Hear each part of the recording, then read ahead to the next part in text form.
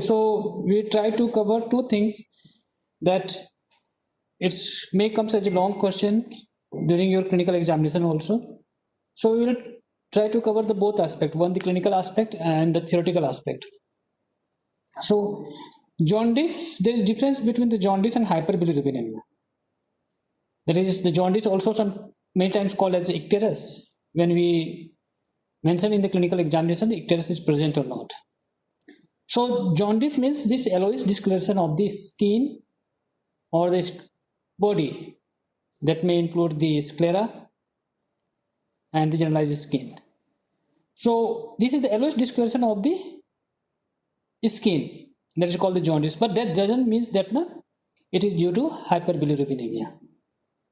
Okay, so there is a difference between the jaundice and hyperbilirubinemia. So we will see the different aspect of the jaundice and the hyperbilirubinemia on the subsequent slides. So jaundice, by definition, it is a yellowish discoloration or pigmentation of the skin and the or this conjunctival membrane resulting from the high level of bilirubin in the blood, or it is a yellowish discoloration of the skin, sclera or mucous membrane due to hyperbilirubinemia, and it's also called as icterus. Okay, but the tissue deposition of the bilirubin occurs only in the presence of serum hyperbilirubinemia. In normal condition, we have bilirubin in our blood, but it doesn't causes yellowish discoloration of the skin.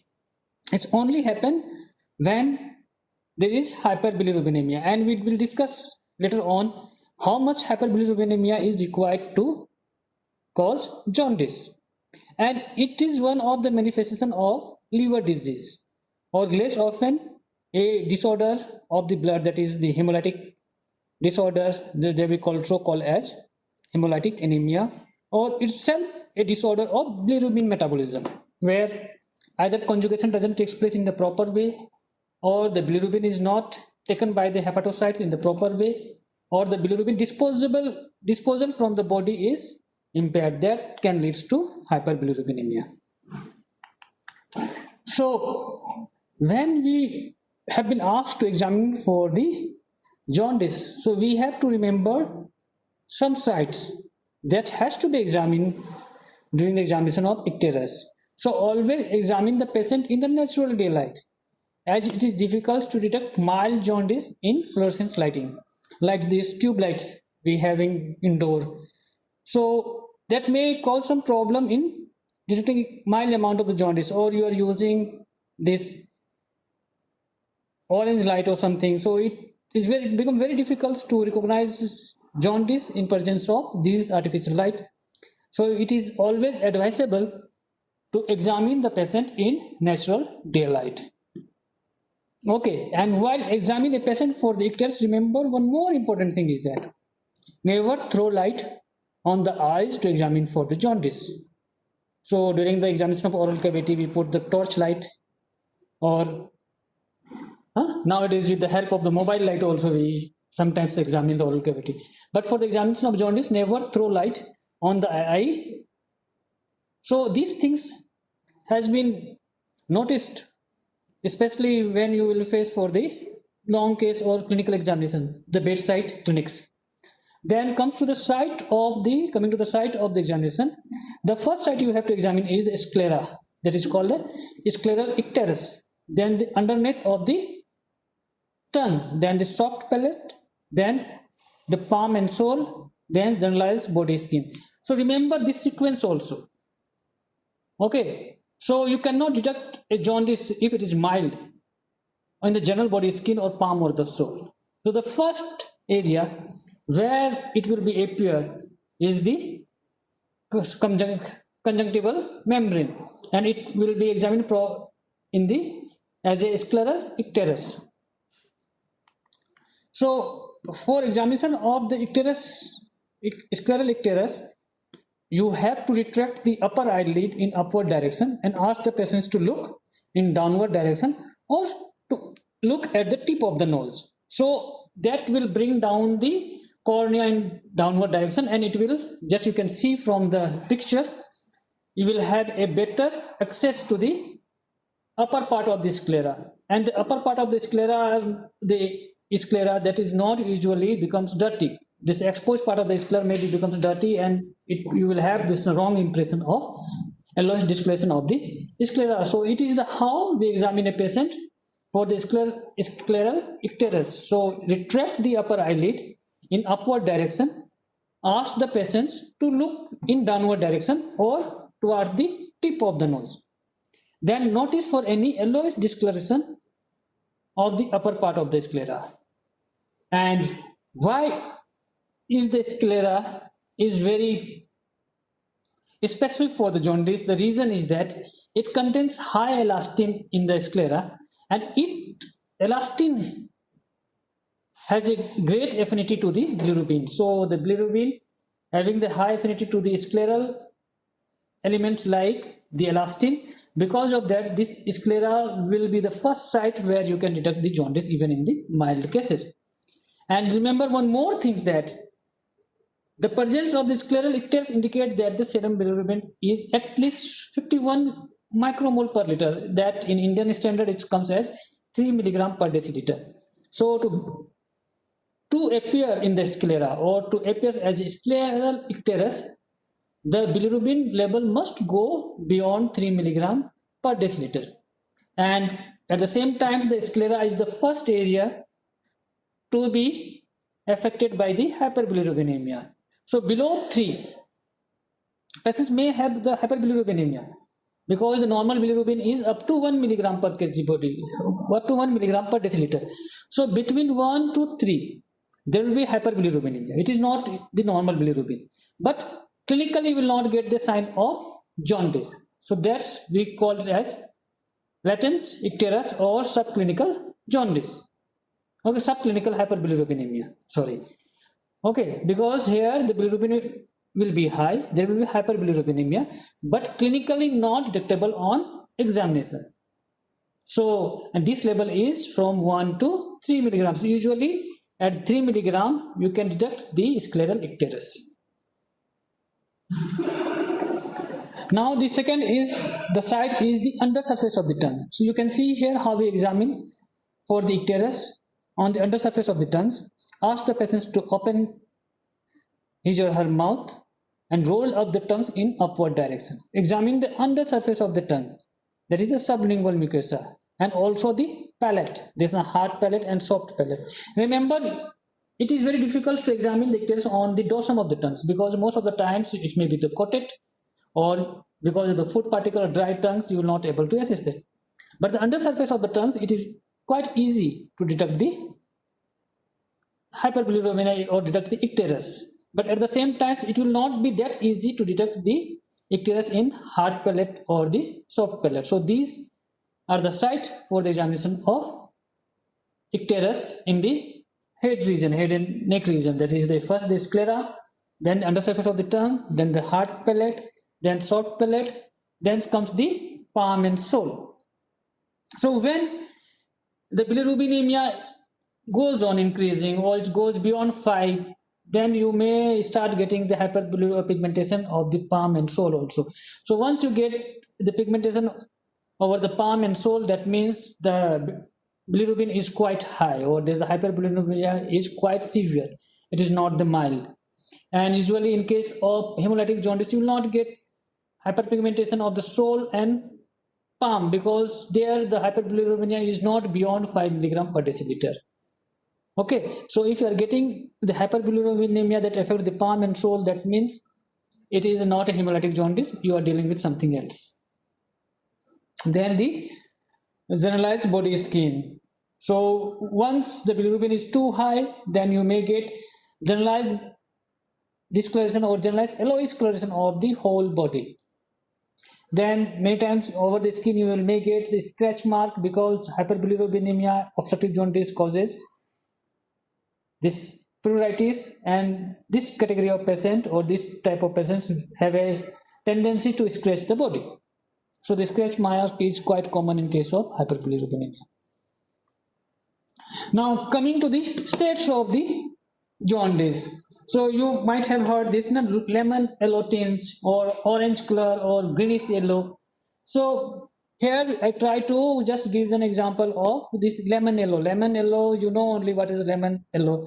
So it represents usually mild jaundice, and it is usually seen in hemolytic jaundice where the usual bilirubin is less than 6 milligram per deciliter. So remember one thing, it is if it is only hemolytic jaundice, the bilirubin levels usually do not go beyond 5 milligram per deciliter or 6 milligram per deciliter. So in case of hemolytic jaundice, most of the times you will get mild jaundice. Then the arrow orange yellow color, it is typically you will get in hepatocellular jaundice. Usually it is a deep jaundice with mixed conjugated and unconjugated hyperbilirubinemia. Then green is yellow, and when a person having jaundice for the long period of the times, especially obstructive jaundice, CBD stone, or any malignancy involving the hepatobiliary system, so you may get this now too high bilirubin, and that bilirubin present there in the body for the longer period of the times. And once the bilirubin present in the body for the longer period of the times, this exposed area it will get oxidized with the contact with the air. This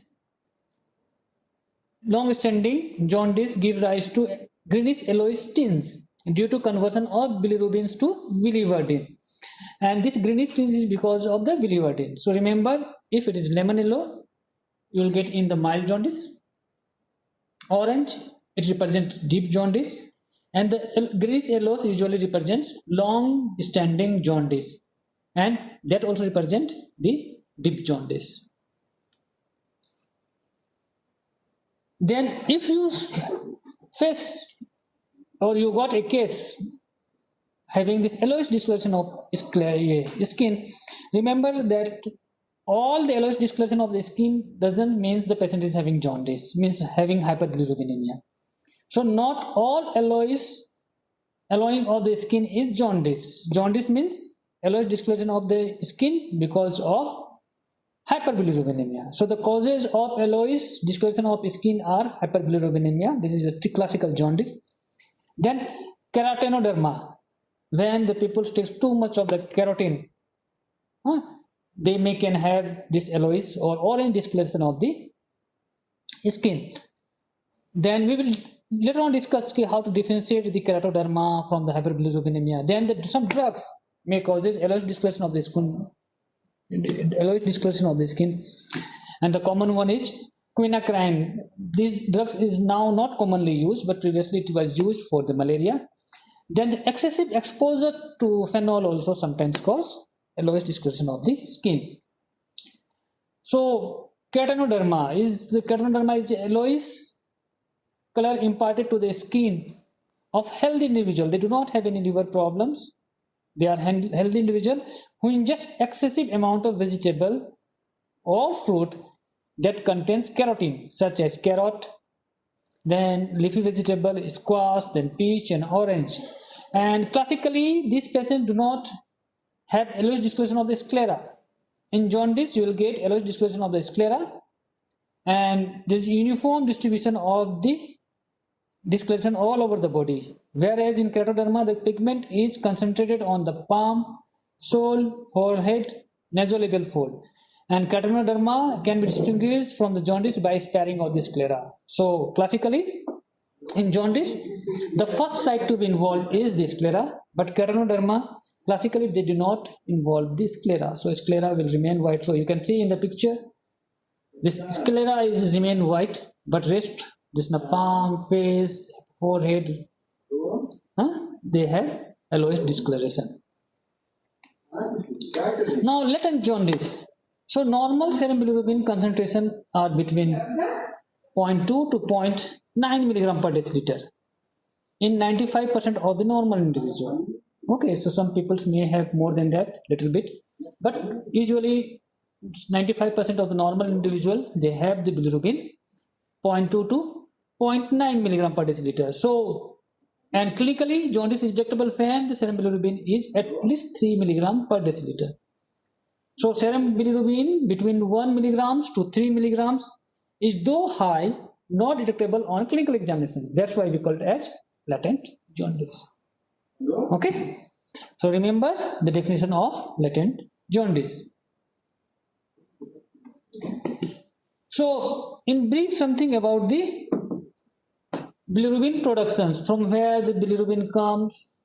During the maybe the long case, examiner may ask you about little bit about the bilirubin metabolism. So bilirubin is a tetrapyrrole pigment, is a breakdown product of heme. Heme is a constituent of hemoglobin. So total bilirubin production in body each day is around 4 milligram per kg. The source of bilirubin are breakdown of hemoglobin in the senescent RBC, then prematurely destroyed erythroid cell in the bone marrow, then turnover of hemopoietin or hemoprotein like myoglobin and cytochromes. And the site of bilirubin production is reticuloendothelial cell, primarily the spleen and the liver.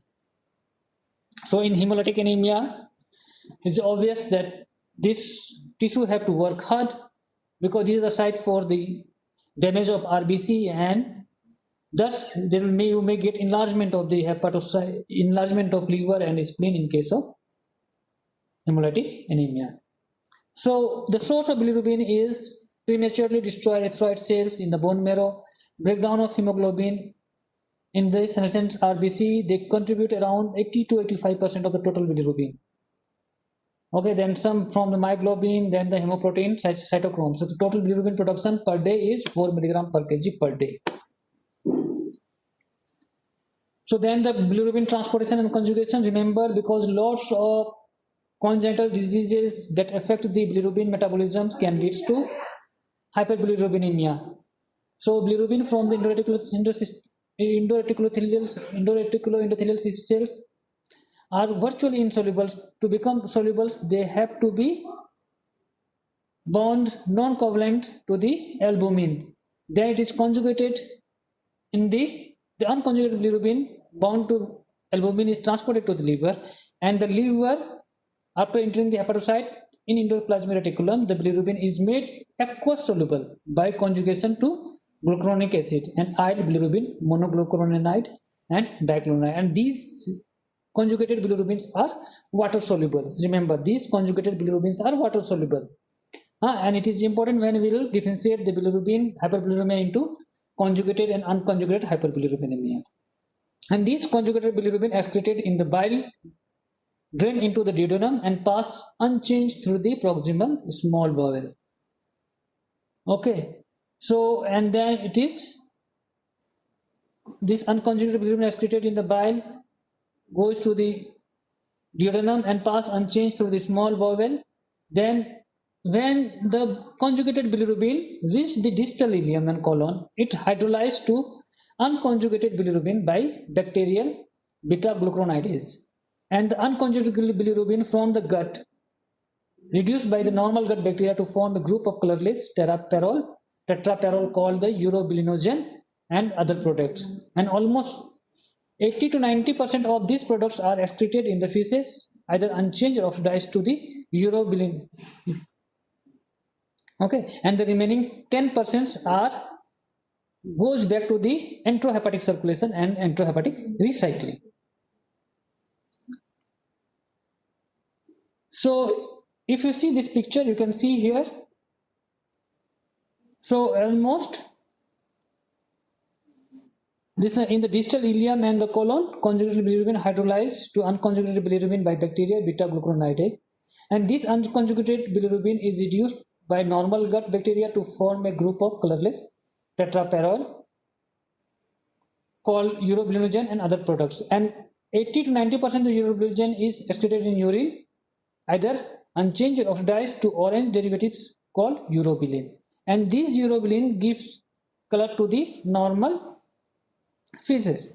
Okay, and a small amount, usually less than 3 milligram per deciliter of urobilinogen escape hepatic uptake and filter across the renal glomeruli and is excreted in the urine as urobilinogen. Okay, and around 10 to 20% of the urobilinogen undergo enterohepatic cycling. This diagram is important because when we assess or a person with this hyperbilirubinemia, these all knowledge are needed to differentiate between them as this unconjugated hyperbilirubinemia, conjugated hyperbilirubinemia, or the mixed type. Where is the problem? So if you classify the jaundice, we can classify in two ways. One is clinically, one is called the hemolytic jaundice, obstructive jaundice, and hepatocellular jaundice. Hemolytic jaundice means there is destruction of the RBC that leads to excessive production of the bilirubin. And the obstructive jaundice can further classify into intrahepatic and extrahepatic. Obstruction may be in the extrahepatic like the common bile duct, intrahepatic like inside the liver, small intrahepatic biliary duct, or the hepatocellular jaundice when there is damage to the hepatocyte. Then on the basis of the proportion of the fractionated bilirubin, we can divide into direct hyperbilirubinemia and indirect hyperbilirubinemia. Indirect hyperbilirubinemia means when the total proportion of the direct bilirubin is more than 15%.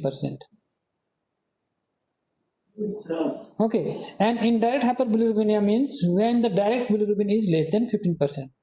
So all causes of obstructive jaundice fall under direct hyperbilirubinemia. Then hepatocellular causes like then the congenital like Dubin-Johnson and the Rotor syndromes, they falls in direct hyperbilirubinemia. Indirect causes, all causes of hemolytic jaundice. Then the congenital causes like Crickler-Najjar type 1 and type 2 syndrome, then the Gilbert syndrome. So you have to remember these names. It may be asked in the examination.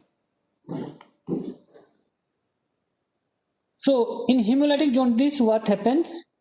You know only the normal metabolism of the bilirubin. So here what happened? There is excess production of the bilirubin, and so it get conjugated normally, excreted in the long intestine, but amount of the bilirubin in circulation with the albumin is increased. Okay, and bilirubin in circulation combined with albumin is not filterable at the glomerulus, and that ultimately leads to hyperbilirubinemia.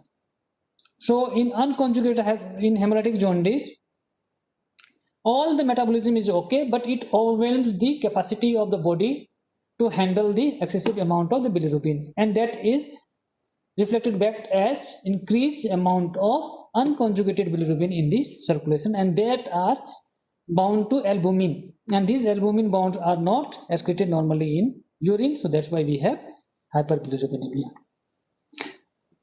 So the causes of hemolytic jaundice are, how will differentiate clinically? They have achloururic urine means no bilirubinemia. Urine will be of normal color. Stool will be of normal color. There will be anemia due to hemolysis. You will get splenomegaly or hepatomegaly. Jaundice is usually mild, that is lemon color jaundice, and there will be high incidence of pigment stone formations like gallstone with increased likelihood of polydocholithiasis. Reticulocytosis will be there because of hemolysis, and liver enzymes are normal. So there is no problem in the liver. Okay, and as it is unconjugated hyperbilirubinemia, urine color will be normal. Stool color will be also normal because normally the bilirubin will be passes to the stool also. Then the causes of hemolytic jaundice are the inheritance like thalassemia, sickle cell anemia, spherocytosis, deficiency of red cell enzymes like pyruvate kinase deficiency or glucose G6PD activity deficiency. Then the acquired causes are microangiopathic hemolytic anemia like hemolytic uremic syndrome, paroxysmal nocturnal hemoglobinuria, spur cell anemia, immune hemolysis, parasitic infection like malaria and babesiosis. Then the ineffective erythropoiesis like cobalamin, folate or iron deficiency, and some conditions like when we have somewhere big hematoma, then this blood is absorbed. So the absorption of the hematoma or massive blood transfusions may causes hyperbilirubinemia. Then the obstructive jaundice, what happens? There is obstruction in the drainage of bile, and there will be no drainage of the bile in the duodenum. So there will be conjugated hyperbilirubinemia.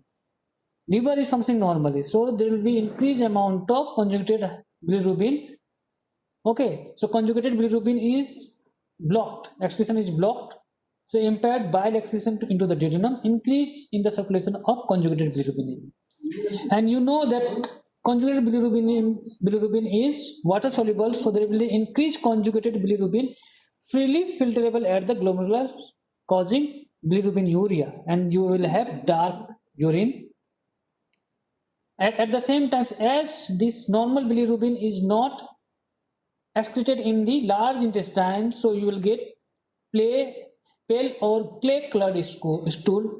And as bilirubin is needed, bile acid is needed for the fat absorption, there will be poor fat absorption from this. So you will get the fat particles in the stool, increased fat, then the stool color will be pale or clay color. So clinical presentation will be urine dark yellow or mustard color due to hyperbilirubinemia. Stool is pale or yellow color, poor fat absorptions that can lead to steatorrhea due to absence of bile in intestine. The jaundice will be deep with grayish yellow in color. There will be generalized pruritus because of deposition of the bile salt. Patient will have sinus bradycardia. Other problems may be bleeding problems, osteomalacia, then liver enzyme will be slightly will be high, like AST, ALT will be high, alkaline phosphatase will be very high because of obstruction. Now the causes of obstructive jaundice may be intrahepatic or the extrahepatic. So intrahepatic causes are the cholestasis viral hepatitis like hepatitis B, C, A, this is no viral hepatitis. Then the alcoholic hepatitis, then drug toxicity like anabolic and contraceptive steroid, chlorpromazine, erythromycin, then prochlorperazine, the primary biliary cholangitis, primary sclerosing cholangitis, vanishing bile duct syndrome like chronic rejection of the liver transplant. The other causes are congestive hepatopathy, then the cholestasis of pregnancy, veno-occlusive disorder like Budd-Chiari syndrome, graft versus host diseases, then inflammatory disease like tuberculosis, lymphoma, amyloidosis, infection, malaria, and leptospirosis. These are the causes of intrahepatic obstructions. Then the extrahepatic obstruction causes may be malignant or benign. Malignants are cholangiocarcinoma, pancreatic carcinoma, that is the head and the periampullary carcinoma, gallbladder cancer, or malignant involvement of the porta-hepatis lymph node. Then the benign causes are choledocholithiasis, postoperative biliary stricture, primary sclerosing cholangitis, then the chronic pancreatitis, AIDS cholangiopathy, Meniere's syndrome, parasitic disease like Escherichiasis. Then the third category is the hepatologic jaundice. Here the urine color will be the high, it behaves like a obstructive jaundice, but stool color will be normal. Jaundice will be yellow orange tinge, will have yellow orange tinge, and the amount of the conjugated bilirubinemia will be more than unconjugated. You will get tender hepatomegaly may be present, then features of hepatic failure may be present, depends upon the severity.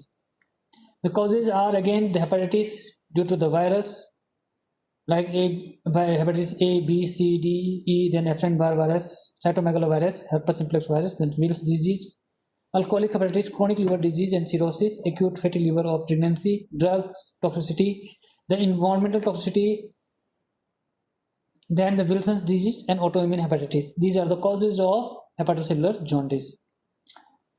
So once you get a case of jaundice, then how will investigator, how will proceed to investigate those patients? So you have to take the history properly. Focus must be on the medication, drug exposure, physical examinations. You have to do a thorough physical examination. Then you have to send some laboratory investigations. And these tests are the bilirubin with fractionation, ALT, AST, alkaline phosphatase, and prothrombin and albumin. So depending upon them, if there is an isolated elevation of the bilirubin, means only the bilirubin is high, but AST, ALT, and other liver enzymes is normal, that means it is not this hepatocellular jaundice. So then you have to divide it into indirect hyperbilirubinemia. If the direct bilirubin is less than 50%, 15%, and direct hyperbilirubinemia is direct bilirubin is more than 15%. Then in other category, there will be, along with hyperbilirubinemia, there will be increase in AST, ALT level, or there will be increase in transaminase level. So that can be further divided into hepatocellular category And obstructive category. In the hepatocellular category, AST, ALT elevated out of proportion to the alkaline phosphatase. And obstructive category, that is cholestatic category, alkaline phosphatase will be out of proportion of ALT and AST. So in both cases, ALT, AST will be high, but if it is obstructive, then you will get increased level of alkaline phosphatase. Here, alkaline phosphatase will be at the lower side in comparison to the AST and ALT level. So on the basis of this, you can divide it into indirect hyperbilirubinemia. If it is direct, then whether it is hepatocellular or cholestasis. So then again, isolated elevation of the bilirubin, if it is indirect hyperbilirubinemia, if direct bilirubin is less than 15%, the causes are very few, that are the hemolytic disorder. Then you will get anemia, reticulocytosis, hepatosplenomegaly. Then you have to do few tests to identify what types of hemolytic disorder is there. Then inherited conditions like Crigler-Najjar syndrome 1 and 2 and Gilbert syndrome fall in this category.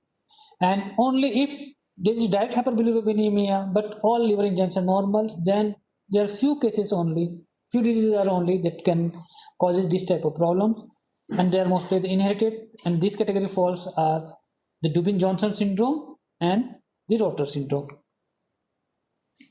Then bilirubin, hyperbilirubinemia with AST, ALT and alkaline phosphatase derangement. If it is hepatocellular, then you have to send for viral serology to rule out viral hepatitis. Or if it is normal, then you have to do toxicology screening to rule out the Wilson's disease. You have to do the ceruloplasmin. You have to find out this level of the ceruloplasmin. Then if you suspect autoimmune hepatitis, then you have to send for antinuclear antibody, then SMA, then SPEP. And it is very easy to diagnose a case of obstructive jaundice. The things you have to do is ultrasound. You will get dilated biliary tract, and if you further investigate, then you may need CT, MRCP or ERCP.